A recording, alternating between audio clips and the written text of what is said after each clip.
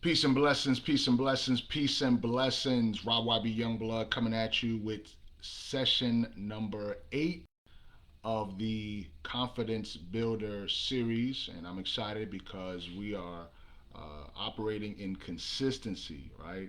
The most important thing when it comes to success is not only having a destination to shoot for or having a goal or having a target, but it's being consistent as you strive towards that. And so we are on session number 8 on here on this channel, and I want to give a shout out to everyone who has been watching and commenting. Specifically, one of my good friends, Tom Childry, who I know may be watching at this time. But I want to give a shout out to him, somebody who has been a major supporter. So I'll be giving shout outs throughout the remainder of the series. So as you continue to show up and show love, I'll make sure to show love as well. For those of you who are new, the Confidence Builder series is a part of a bigger project, which is called the Collaboration Creates Currency Movement, which will impact 100,000 lives in 2024. The vision of the Collaboration Creates Currency Movement is to break the cycle of poverty and build wealth in individuals one connection at a time.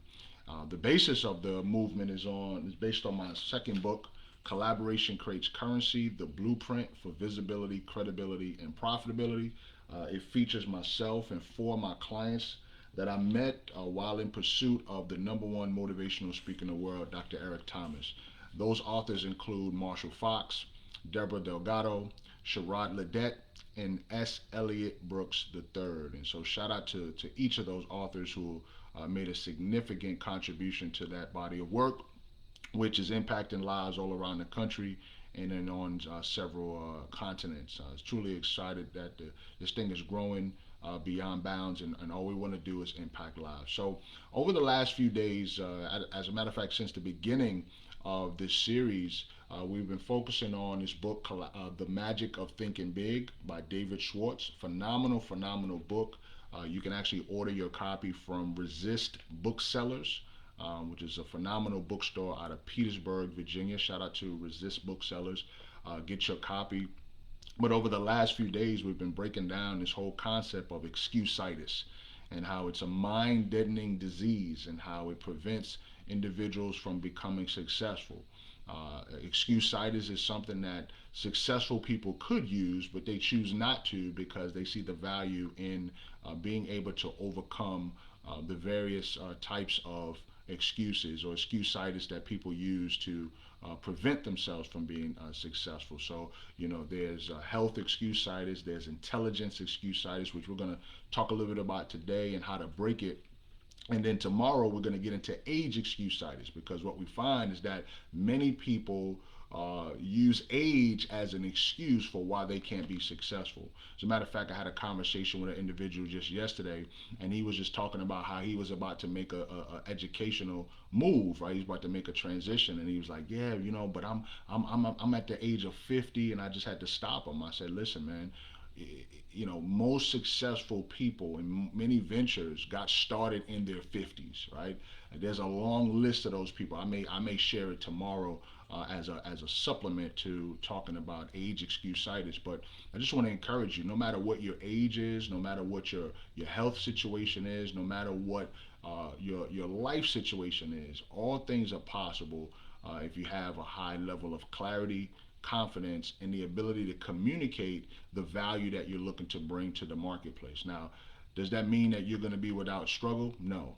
You're gonna have struggle. Anything that has to grow experiences struggle. As a matter of fact, another fraternity brother shared something positive with me. He said sometimes you have to destroy your world in order to reach the next level in your life. And at first I was kind of confused. I'm like, why would I want to destroy my world?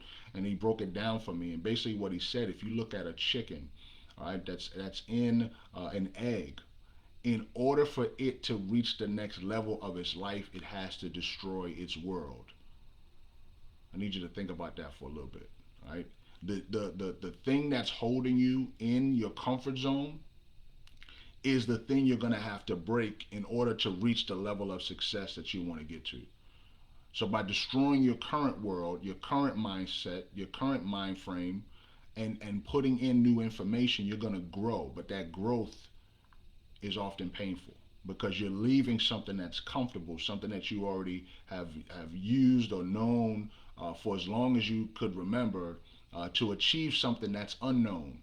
But here's the beautiful thing about success: it leaves clues, and it comes through people who've already achieved it. So you don't have to go down this path alone. You don't have to go through this situation by yourself. You can leverage what I call the 3M framework, which starts with mentorship, right? By finding a mentor, finding someone who has done what you're striving to do, you put yourself in miracle territory to accomplish those things that have already been done by others, which can be done by you. And then once you have a mentor, then you start to develop the mindset, right? A level of belief and understanding that the things that you knew nothing about prior to taking this step, you now begin to develop that mindset. And that's really why we're here, showing up on a daily basis to provide this information. I'm serious about being able to make an impact on 100,000 lives, beginning with myself and then continuing with my family and then extending out to the rest of the world. And the reason why is because I know what my purpose is.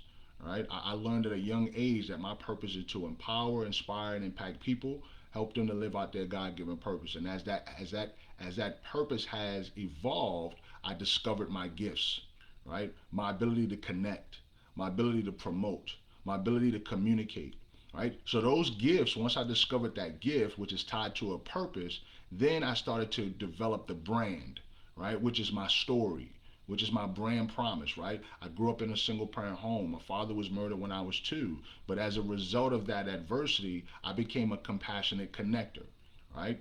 And so by becoming a compassionate connector, I'm always looking out for people until I meet the guru, right? Until I meet Eric Thomas, who taught me that good guys often finish last, or nice guys often finish last. And it's not because they're nice guys, it's because they don't speak up for themselves. They expect people to do for them what they do to do for that person that they do for others, right? And oftentimes that doesn't work. So like flying in an airplane, when they tell you that if you experience loss of cabin pressure, you got to put that mask on yourself, right?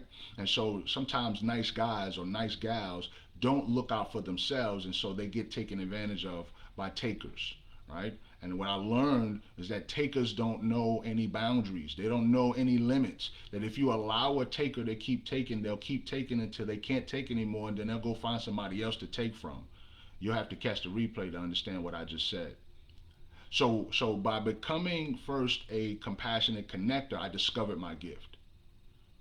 But then when I got connected to a mentor who taught me to develop a specific mindset, now I'm getting better results because people are going to want things from me, but before they can get something from me, I then tell them what it is that I want.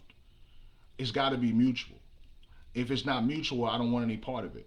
Right? And so by being more of a direct individual, by being less of a people pleaser, I'm now able to grow out of that shell, to break the world that I was comfortable in, to be able to accomplish those things that I see in my mind's eye that I'll eventually see in my physical eye. So I'm sharing this stuff with you. It's on my heart. It's not having anything to do with the book at this time. We'll get into some of these things down the line. I just want to encourage you that in order for you to reach the level of success you want to get to, the first thing you got to do is you got to focus on identifying your purpose, and then allow that to put you in a position to discover your gift.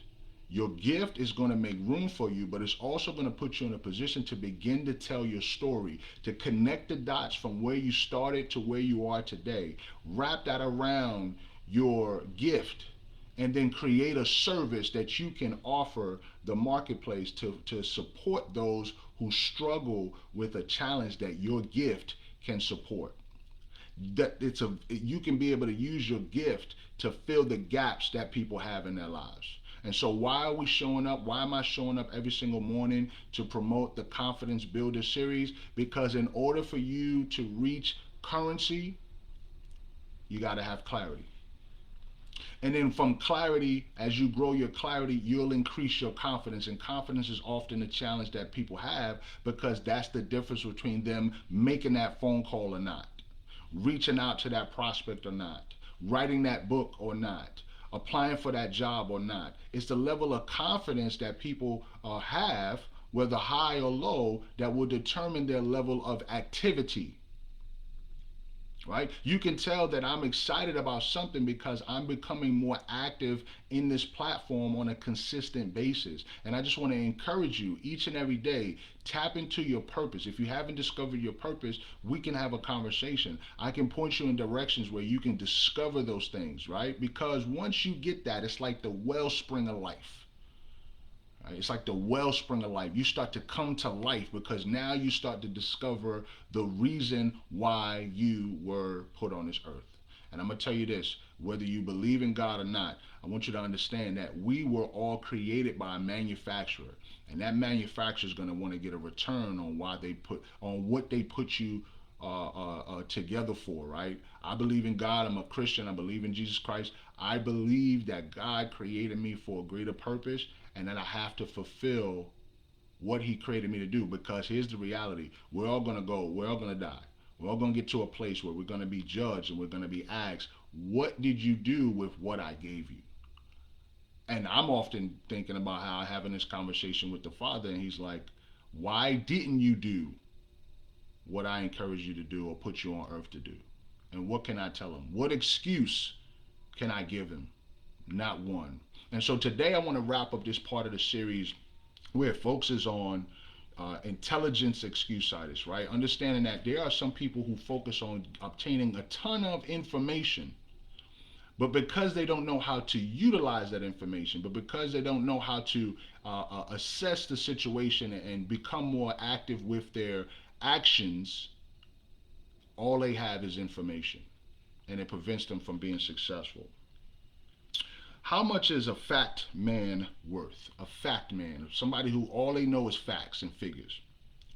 I spent a very interesting evening recently with a friend who is the president of a young but rapidly growing manufacturing concern.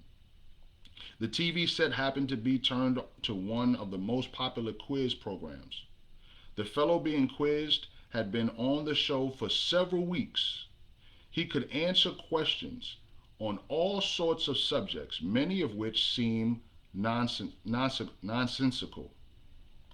After the fellow answered a particular odd question, something about a mountain in Argentina, my host looked at me and said, "How much do you think I'd pay that guy to work for me?"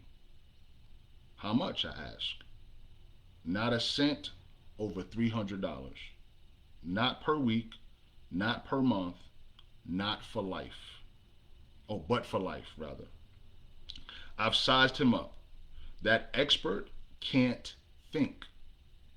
He can only memorize. He's just a human encyclopedia. I figure for $300 I can buy a pretty good set of encyclopedias. In fact, maybe that's too much. 90% of what that guy knows I can find in a $2 almanac. What I want around me," he continued, "are people who can solve problems, who can think up ideas, people who can dream and then develop the dream into a practical application. An idea man can make money with me. A fact man can't." These are 3 ways to cure intelligence excusitis. Number 1, never underestimate your own intelligence, and never overestimate the intelligence of others.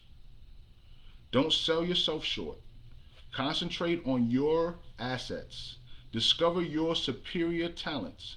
Remember, it's not how many brains you've got that matters. Rather, it's how you use your brains that count. Let me say that again, and this is something that I would encourage you to let your children listen to. It's not how many brains you've got that matters. It's how you use your brains that count. Manage your brains instead of worrying about how much IQ you've got. Number 2, remind yourself several times a day, my attitudes are more important than my intelligence. Oh my goodness. Say that one more time for the people in the back. My attitudes are more important than my intelligence. At work and at home, practice positive attitudes. See the reason why you can do it, not the reason why you can't. Develop an I'm winning attitude. Put your intelligence to creative, positive use. Use it to find ways to win, not to prove you will lose. Remember that the ability to think is much greater value than the ability to memorize facts. Use your mind to create and develop ideas, to find new and better ways to do things.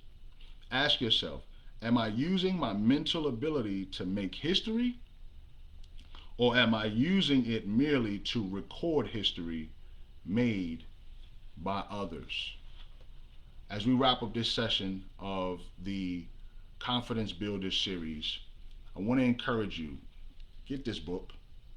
The Magic of Thinking Big is a powerful, powerful book for those of you, especially if you're starting a venture, a business venture, if you're starting a new program, whether it's a master's program or a PhD program, whether you're starting a new relationship or about to take a long distance journey. This book will help you to begin to turn your mind into a factory. Matter of fact, it's already a factory, but it will start to produce positive ideas. And all you need is one good idea. I'm telling you, all you need is one good idea. This series is one good idea. Now, I don't care how many people show up on a daily basis, but I know I'm going to show up. But what I'm sharing with the world are some thoughts and some ideas that have helped millions of people to overcome, to become. And I'm praying that you will be one of them. Make sure you get your copy of The Magic of Thinking Big from Resist Booksellers. It's a phenomenal, phenomenal tool that will allow a phenomenal bookstore that provides quality books. Just so happens that my book is on the shelf there, but Demetrius Frazier and his team have curated a ton of positive books. And feel free to go down and visit him at in Petersburg, Resist Booksellers. And as it pertains to the Collaboration Creates Currency movement, I encourage you to visit the collaborationcreatescurrencymovement.com to learn more about the movement and to order your copy of the book Collaboration Creates Currency. This is the Confidence Builder series. We're wrapping up session number 8. I look forward to seeing you tomorrow, where we'll talk about another type of excuse-itis that we want to help you to defeat. Be encouraged, be blessed, but most of all, be faithful over the gift that you've been given. And remember, your gift will make room for you. We'll see you tomorrow. Peace.